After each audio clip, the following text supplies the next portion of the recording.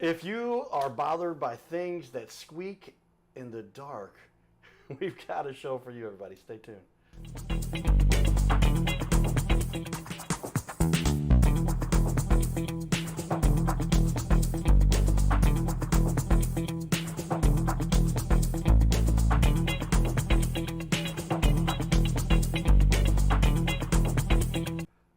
Welcome, everyone, to Your Little Castle Show. You get unique products and services from time to time, and I guess I can talk about that a little bit. Anybody ever heard of this weird, fun character known as the Cardinal Cowboy? Kind of a unique character in town. Scott, you've heard about me here a little bit, I guess, in the past. Yes, I have. And you've seen some of the fun stuff that I do in the community. You've got a unique product that people have not. I guess I was interested to find out more about it because I found out that there are very often squeaky floors that just never get fixed. Yeah, well, like you, I also have a name. They call me the Squeak Guy. The Squeak. I say, ladies and gentlemen, we have the Squeak Guy here. We've talked about some of the ways I was going to represent his title there. He's the owner, the founder, but he's also the squeaky floor expert or the Squeak Guy. I'll show you sometime. I'll show you at my house where I have a part of the floor. My house isn't even that old, but I know right where it's at every time. Oh yeah, that's. It's just you could jump up and down on it and just make a song out of it if you want. That is every job we ever go to. Everyone always has a list of the most important ones in a house, and the reason I say it like that is because that's how people think of them. They go, well, this is our worst one, and these are the ones in the middle. And these are the ones we don't care about until the top list is gone, and then they start to care about the lower list. But yeah, everybody has a list. Well, welcome to the Your Little Castle Show, everybody. We do give a quick shout out to sponsors that we have in the community because there are people that do really help support what we do here. But if you've ever been somebody who has been an investor of any sort, you might enjoy learning a little bit about this new hot topic called gold. I had no idea. I'm an investor guy, right? I got my accident. My dad was telling me, hey, you're going to get a little settlement from this accident. My dad had got his PhD in academic finance, all but dissertation. Didn't write his dissertation, did his oral exams, passed them distinguished. And he told me, he said, the reason he got distinguished is because his advisor had somebody that didn't like him, but she didn't show up to do the examination. So she would have no-voted my dad just because of his advisor. And that's the way life's all about relationships. And she said, got distinguished, and then never finishes. But he told me about money. He said, essentially, Carter, if you invest, and I found out gold outperforms the stock market for the last I wish I would have taken advice of the guy who taught me how to do tile. And gosh, I don't remember the year, but I can tell you, I know for a fact, he said, Scott, right before I started Squeak Stoppers, he's like, you need to invest in gold. Gold was $380 a share at that time. An ounce? Yeah. Unbelievable. And now it's $3,300. Yeah, no, he told me, he's like, invest in gold, invest in oil. The two things he told me to invest in. And he's the one that taught me how to do tile back before I started Squeak Stoppers. There you go. So get a hold of our sponsors right there. We're going to dive into that. But right now, let's get back to talking about what we want to learn about today. Because I got a little bit excited about this interview as I was reading up about what we're going to cover. Because I deal with this personally. I mean, how many people deal with this particular issue? Everybody who owns a house or rents a house or anything to do with a house, an apartment, you're going to have squeaky floors at some point. Yeah, you have to have a floor, otherwise we can't help you. People who don't have floors, don't call Scott. He probably can't help you. But if you have floors, and I guess that is true, there are the only floors I think that might not squeak are the dirt floors.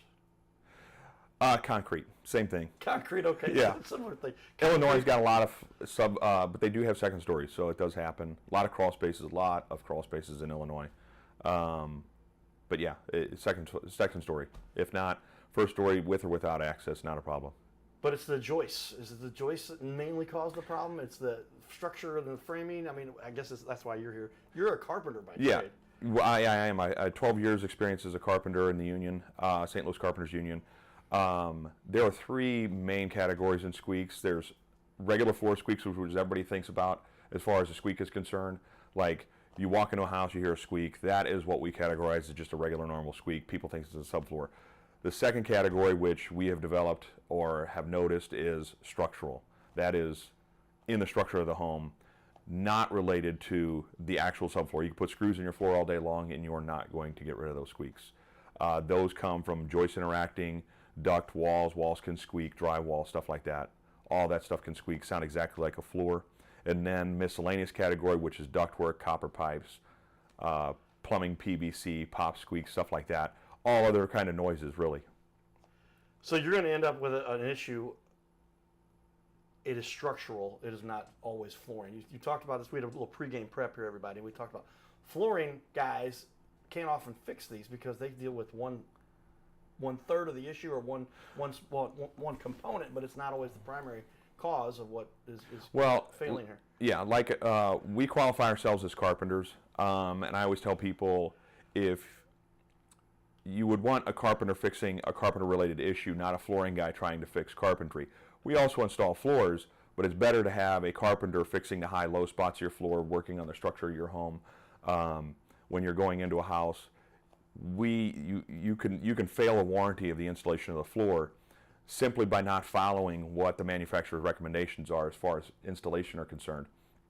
And when we are working on a floor, a lot of that stuff is carpenter-related issues, with high, low floor joists, stuff like that, stuff that needs to be planed down, plywood that needs to be replaced.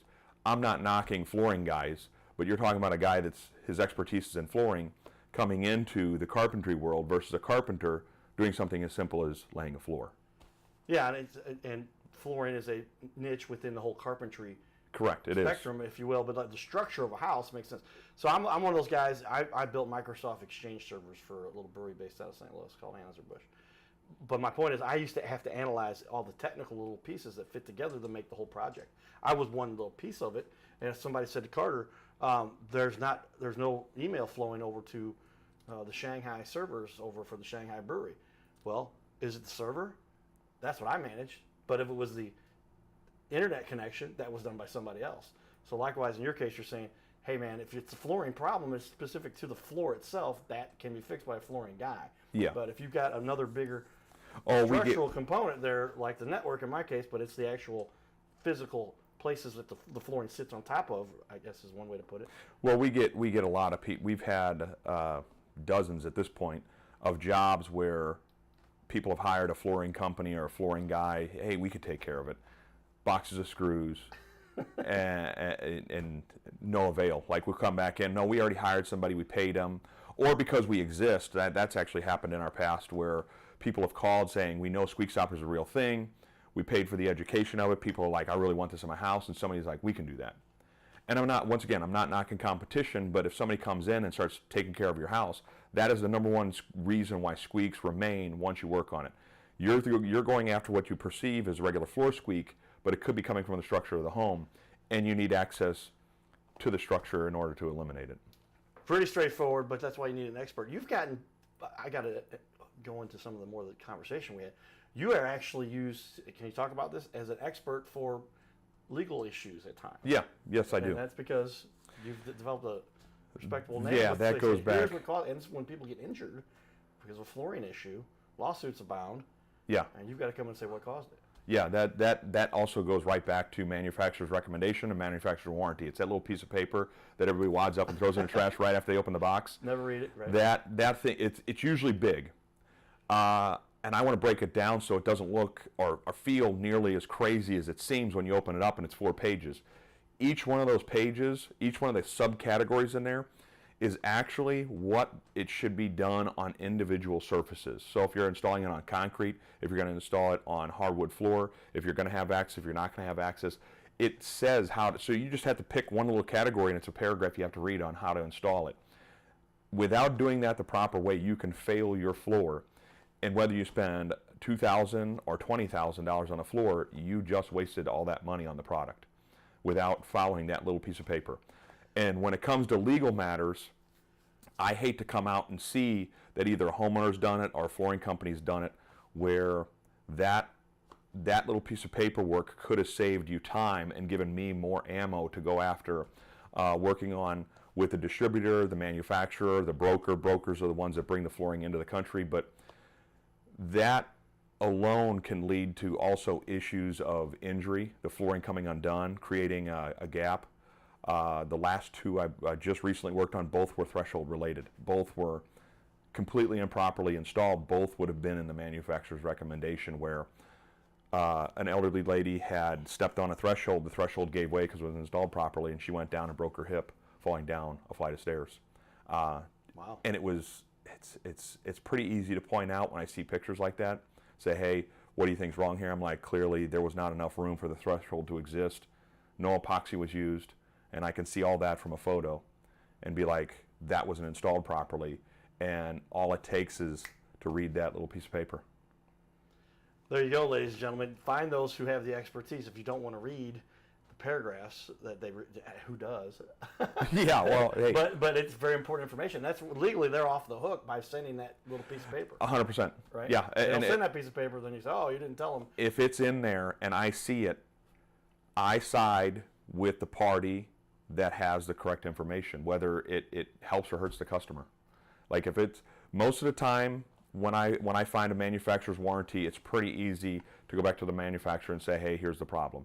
And I even get some of the greatest flooring companies here in St. Louis out of a heap of trouble, tens of thousands of dollars. And that's one of the biggest reasons. I know that's probably a question you'll probably ask because it was on the list, but the biggest reason I started Squeak Stoppers is when you have a customer that has a problem, the flooring company is getting beat to death by a multi-million-dollar manufacturer, and you have a specialist come in and say, this is the actual problem. And then there's evidence to back it. You corroborate that, and a lot of times the manufacturer will give up and pay for it. Yeah, the manufacturers are typically the ones that if they've got the bigger purse. They got Well, more. yeah, they And so they can say, hey, wait a minute. it is the squeaky wheel gets the oil in that industry. Okay. You can win, but like I said, it goes back to that piece of paper. If everything on that piece of paper was done right, I have a lot of information to go back and say, hey, these are the things that made it into the floor. Here's a couple errors. Like I've overturned entire cases from a flooring inspector. People want to invest in their home. You have $20,000 investment in your home. That's a car, but there's a mechanic on every corner. Right. So if there's a mechanic on every corner for a car that costs 20 grand, why isn't there somebody out there that fixes floors when you pay 20 grand? You pay 20 grand in this industry, and you're like, what's wrong with my floor? I'm like, oh. Right. You know. Well, it seems like it's not as complex as a car might be, maybe, but it's more subtle things that are just undetected. You know what? Going, It is. Unfortunately, how complex it is hides in the weeds because everybody just. It's like doing your taxes. Let somebody else do it. There is so much there. Sure, you could do it yourself, but there's so many things that you'll miss if you don't have a pro look at it. It is mind-boggling the money you can lose in seconds installing a floor improperly. back into the category we often get into. We're off the tangent of our list here of questions, but what led you here? We talked about that a little bit. How long you been doing it? But you started this in 2006, is that right? And that was after 12 years as a carpenter. Correct. I was still a carpenter in 2006. I was working in high-end remodel, reconstruction in Kirkwood, Ladue, central areas. But in 2006 was the first time I aggressively went after floor squeaks. And then also, the reason why I say 2006 is because that's the first time I ever charged somebody to get rid of floor squeaks. And I did it more than once. I did it in 2006. I charged 3 different people to eliminate squeaks. And one was a school teacher at West County.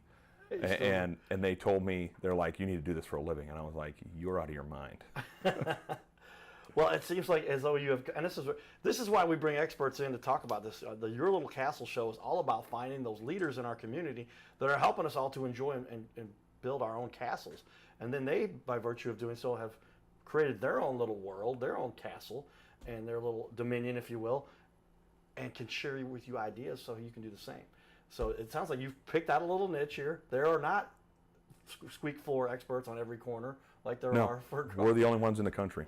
And it's just like, how creative was that to figure out this is a need? And I didn't realize, because we talked about in the pregame prep a little bit also. It is a matter of, I could just throw in a new floor. And the flooring guys will typically, we're not throwing anybody specifically we're not naming any names, but They all do it. I could imagine, like, they all want to sell. It's like the HVAC guy. I heard one of the guys came on, he says, I figured out how to caveat and go in and figure out what the real issue is. It's usually an airflow issue, and then but the HVAC guy will come in and go, you need a new air conditioning unit. and all they needed to do was fix some of the. Well, duct. that's Likewise- also something we likewise. do with duct. Duct work makes noise when you put in a new high efficiency because it expands the duct faster, and it also causes like that repetitive ticking. Okay. Oh my gosh, that would drive me nuts. I would tear my house apart for that. But it is something also that's in the miscellaneous category of noises that we repair and stuff like that. So. And it ends up being something that people have to deal with, and causes this squeaky thing that, and a regular flooring guy might come and look around and be like, "Oh yeah, well let's just tear that up and put a new floor in." That's If that's the solution, it makes more money for that. Correct. Well, we've saved. We've been recommended by a few reputable heating and cooling companies here in St. Louis. Like, hey, we don't take care of the noise. If you can go out and do it for us, if the homeowner calls us, contacts us in that regard, then yeah, we can go out and get rid of any noise really when it comes to a house. But ductwork is definitely one of them. Plumbing also does it. That repetitive ticking that you can hear in pipes when they're expanding and contracting. All it is a contact point. It's causing friction. We are friction elimination specialists. Friction elimination special. Easy for me to say. Nobody searched that up, so we just called it squeak stoppers. Squeak stoppers. This squeaky noise is driving me crazy.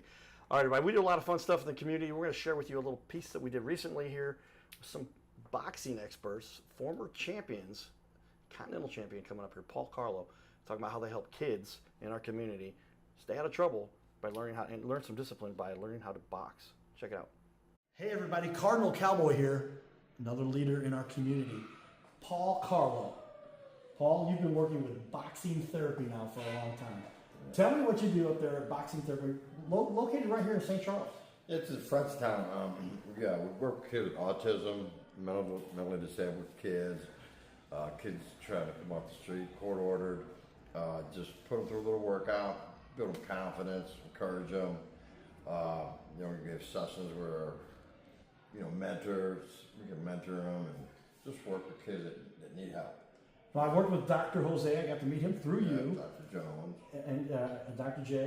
Jose Jones. Okay. And he said, he had a great little conversation with me. It was just, they really get to help these kids who, and every kid can get to some point pretty quickly where they were in trouble or they've had some issue. I mean, God knows my mom and dad kept me out of trouble a little bit. But easy for kids to get, but he helps those kids to get back in and learn the skills and stay out of trouble.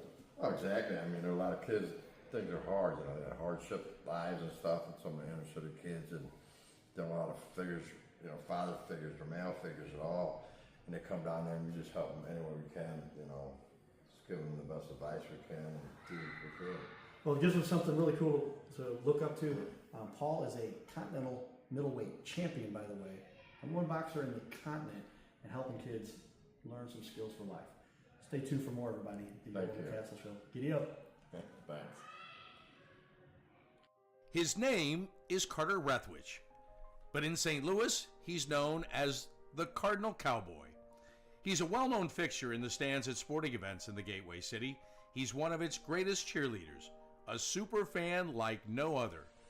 When he makes his rounds at almost every home game, he shares his love for sports with the rest of fandom with a smile, a cheer, some positive encouragement, and lots of selfies and pics. But the Cardinal Cowboy was born of a tragic incident. Rethwich was an aspiring athlete in high school and college. He dreamed of playing in the big leagues, but those dreams ended when he and 3 of his college friends were hit with a devastating crash by a 5-time drunk driver. One of his best friends died. Carter suffered a critical head injury. The trauma put him in a coma for 6 days. The doctors said he was never expected to function again. Those expectations never came true. He fought back and finished college. He was determined to prove the doctors wrong. Among other inspirations, it was his love of baseball that kept him going. And from his near-death experience, the Cardinal Cowboy emerged. His goal in life became to inspire others with positivity despite the odds, to help people believe in themselves and achieve their dreams. So after my coma, I realized that it was up to me if I was going to accomplish my goals, if I was going to reach my dreams. Despite what the naysayers would say, the people that were discouraging me, like they do everyone, it's up to me if I'm going to make it. Don't listen to the naysayers. It's up to you. You decide whether you're going to succeed, whether you're going to reach your goals. Dream, and then always, always chase your dreams. Never give up. Giddy up.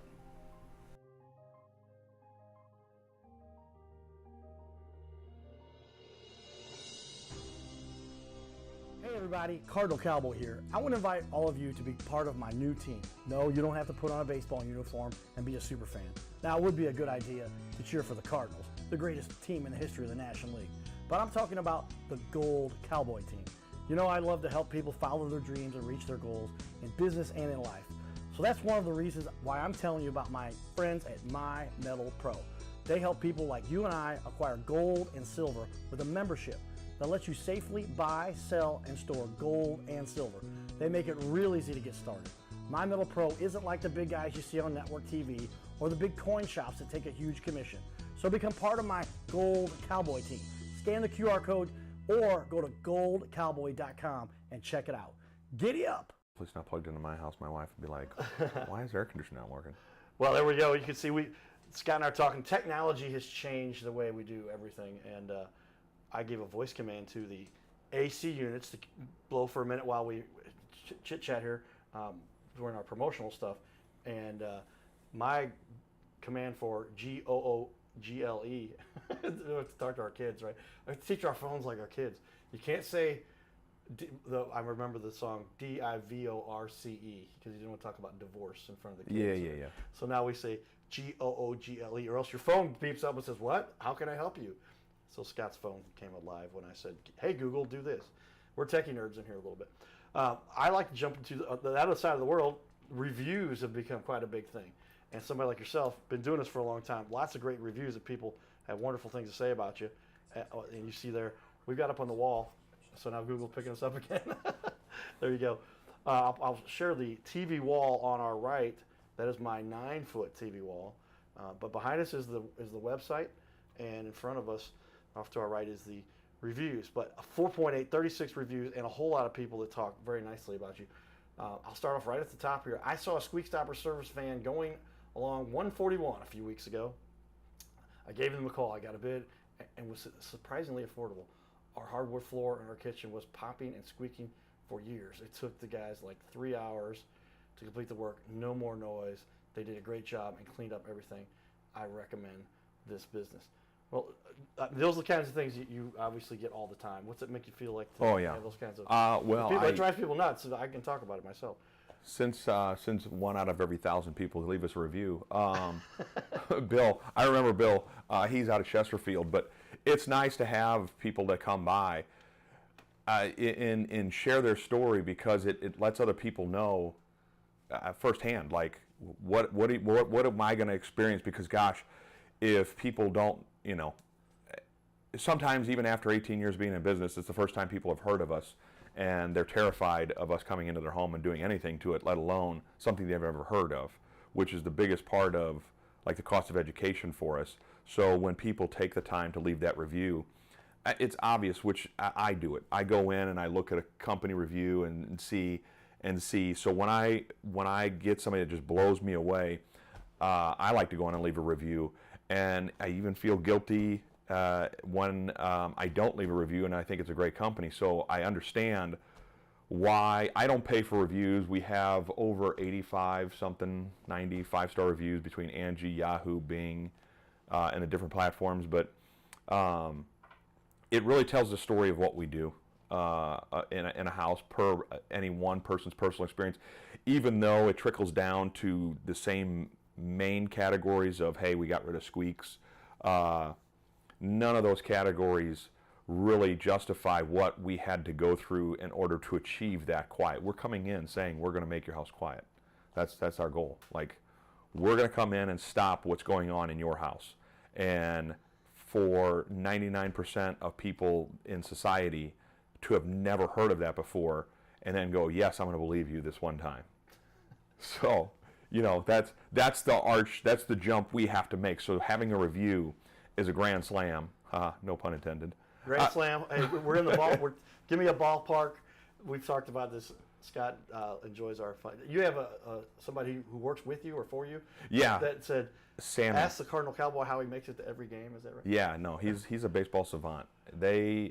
We feel like we can make a podcast as much as they argue about sports and just call it the Squeak Guys podcast and just let them argue about sports all day long. Because God, if I talk about the Kansas City Chiefs or the Blues or bring up anything sports related whatsoever, I am immediately labeled a bandwagon fan. So Because you don't die hard follow them every day. I get it. People ask me, Cowboy, what do you think about the Blues? I'm like, that's the towel man. I'm the Cardinals. He's the Blues. We all have our turf. He's a good buddy. But what I like to talk about is when I say give me a ballpark, we talked about this as a business analysis. I'm one that always, let's crunch the numbers. Here's option number one. Here's option number two. And I guess in here it's kind of stark options. That's why I was like, the analysis here is like, holy cow, like buy a $20,000 new floor because, it's squeaky, it's old, it's 5 or 10, 15 years old. It's just a squeakiness, and that's just because it's old. So let's buy a new one. Versus what you do, oh my gosh, what an ROI for people.